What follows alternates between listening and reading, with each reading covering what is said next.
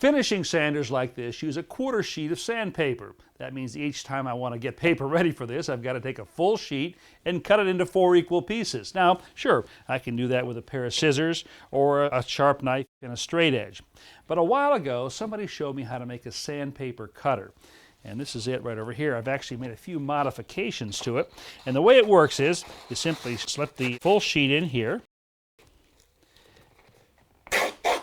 tear, take the half sheet out, flip this up, and voila.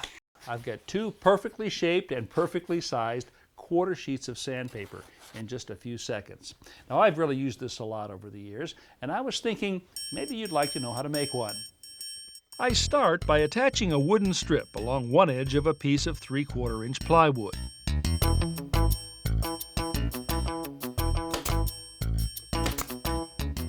Then I take a second strip of wood, exactly 1 inch wide, and attach it to the first with a hinge.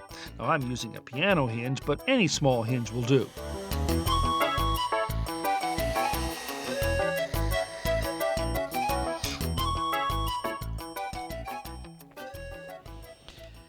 Now, the thing that really makes this sandpaper cutter a cutter is the blade.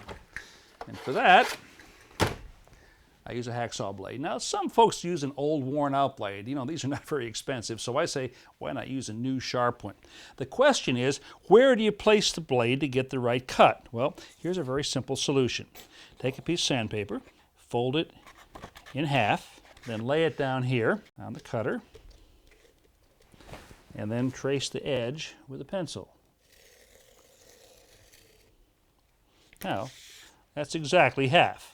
And now I can take the blade and simply lay it along the pencil line. To attach the blade, I insert a panhead screw through the holes in the ends. Pass the screw through a washer I've laid on the board and drive it in. And that's it. Now, nothing could be faster than this. Insert, tear, flip, insert, and tear. 2 perfect pieces, 1 great cutter.